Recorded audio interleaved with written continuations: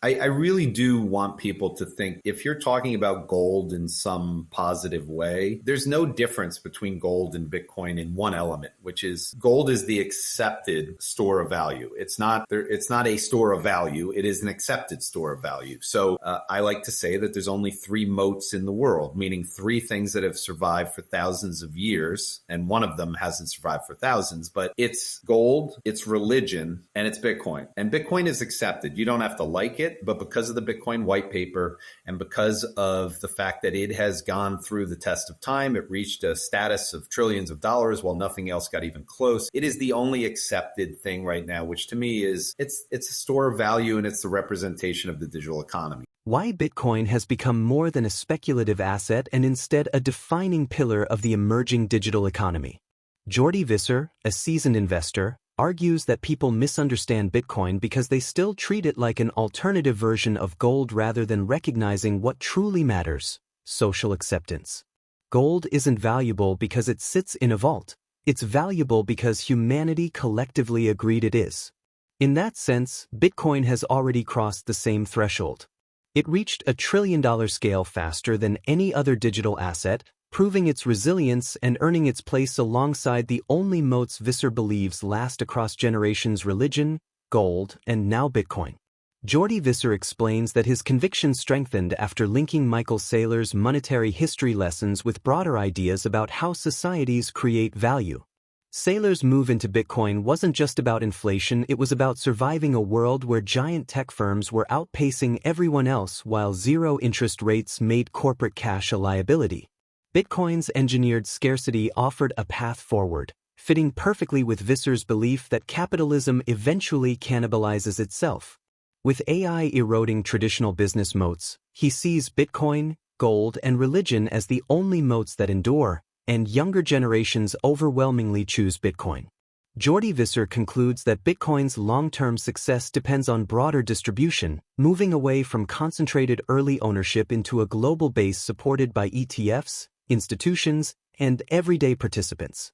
More importantly, he views Bitcoin as part of a larger democratizing wave. Free digital education, decentralized finance, global remittances, and global online work are giving billions of people tools they've never had before. As this transformation unfolds over the next 2 decades, he believes a significant portion of the economic value created will ultimately flow into Bitcoin, positioning it as the central asset of the digital economy. If you found value in this breakdown, please hit the like button, subscribe, and share it with other investors who are paying attention. We're here to keep bringing you sharp analysis and voices that understand what's unfolding.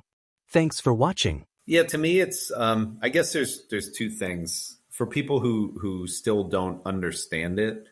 I really do want people to think if you're talking about gold in some positive way, there's no difference between gold and Bitcoin in one element, which is gold is the accepted store of value. It's not a store of value. It is an accepted store of value. So I like to say that there's only three moats in the world, meaning three things that have survived for thousands of years. And one of them hasn't survived for thousands, but it's gold, it's religion, and it's Bitcoin. And Bitcoin is accepted. You don't have to like it, but because of the Bitcoin white paper and because of the fact that it has gone through the test of time, it reached a status of trillions of dollars while nothing else got even close.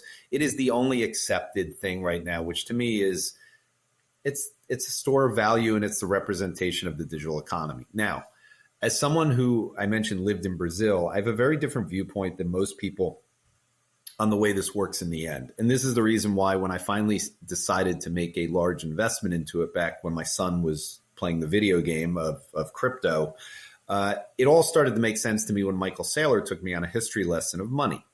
And I combined that with the Sapiens book and just what I believed in kind of what was happening and realized that, oh, this government debasing won't stop. But one of the things Michael Saylor never gets credit for in his description of this is the fact that the reason that he did this was not just the government debasement. It was the government debasement connected to what he was going through, which is his business was now being zombified. He had become a zombie relative to the Mag 7, Microsoft in this case. And he basically said, I have $1 billion of cash, so I'm not going out of business. but I will be out of business based on the government printing money and reflating while I'm getting zero interest rates on my money sitting on the balance sheet. So I can't go out and buy stocks. I can't do anything.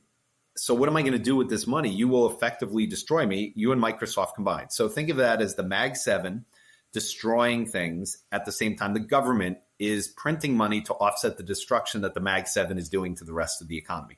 That is the way it connected a dot for me. And I said, oh, now I get why Bitcoin works, because it has scarcity. It actually is something that was built to not have more of this. Let me understand where it fits in. And back in 2020, I just decided that the Paul Tudor Jones argument, this will be the fastest horse in the race, made sense. And then I did my studies and I kept going, and I realized that, wait, this fits in with my overall view of Joseph Schumpeter, that eventually capitalism will cannibalize itself. And the only thing that will survive, and this is the final part of it, the end game is if you don't have a moat. So if Michael Saylor had to do this because he didn't have a moat around his business, eventually with artificial intelligence, there will be no moats. So you want to invest in the only moats that are available, which are religion, gold, and Bitcoin. Gold to me is an old person moat, which is fine. I don't meet many young persons. My son has never traded gold. He's never bought gold, and I don't think he ever will. He'll buy Bitcoin. So as the demographics play out, as the moats are destroyed, I see Bitcoin as being the end result, as the leader of the digital economy. I think tokenization is getting us closer to that. I think IBIT and the iShares were getting us closer to that. And the IPO piece was really about, Felix, the fact that I thought that we needed to eventually see a less concentration in this asset. It was the biggest weakness I saw. 10,000 people cannot own 33% of an asset that's going to be mature. It needs to be spread to where when you go look at the holders list, the number one holder has no more than 2% or 3%, unless you're Elon Musk with Tesla. Basically, over time, the distribution of the people who started it gets handed out to most of the people. And to finalize it, again, the poor people in the world need something to invest in. They don't believe in their governments. There's 7.5 billion people that will never participate in the Western world fiat system.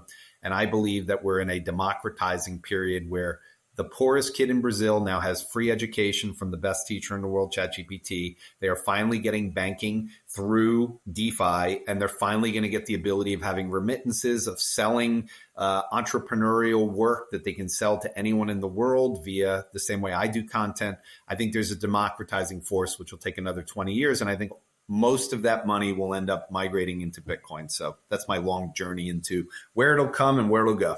Jordi Visser explains that Bitcoin has transformed how younger generations view markets, turning trading into something that feels intuitive, almost like a video game.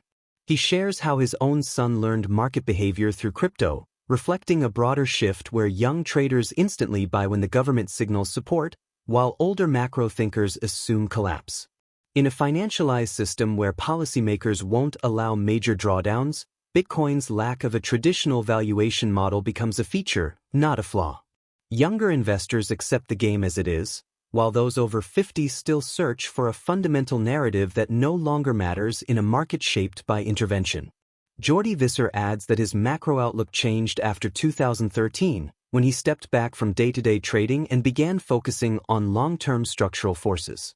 He realized global growth was slowing due to demographics, China had peaked, and governments everywhere would rely more on printing and UBI-like policies.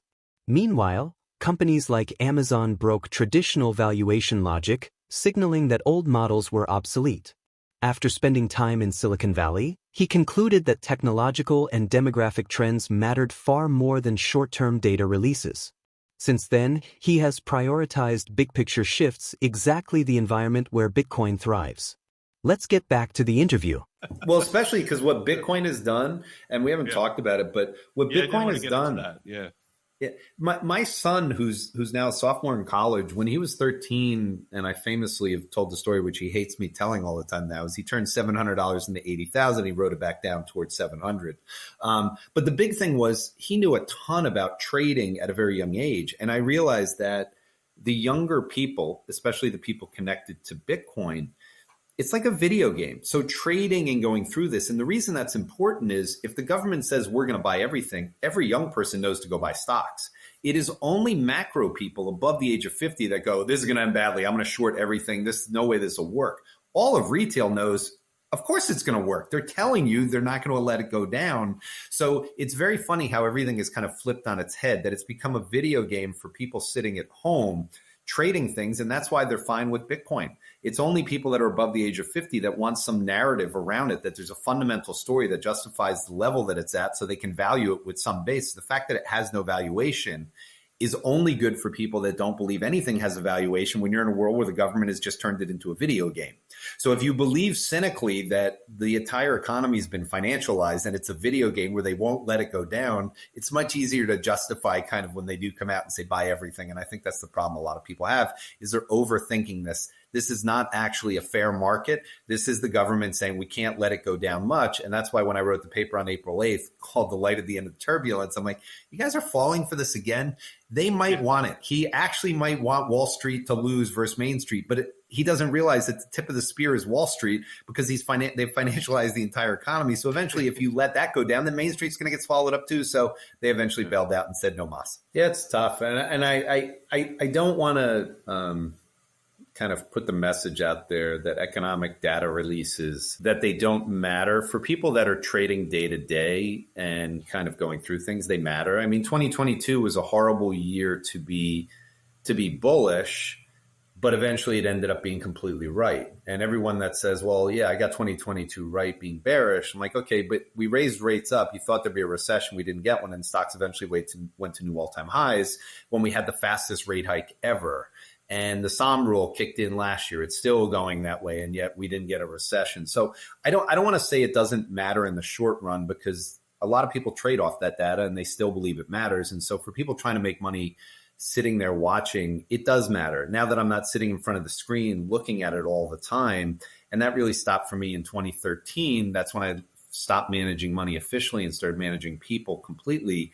I've cared less about it. Now, that being said, I do think the way to navigate this thing is to kind of keep in the back of your mind that all the things that you said, and let me link it this way. If you go back to when code started, I have followed let's say something that happened to me as someone who believed that the only thing to focus on was Jeffrey Moore and leading economic indicators. That all changed for me in 2013, partly because I realized China had peaked. So I knew that Europe was now in steady decline. Japan was in steady decline.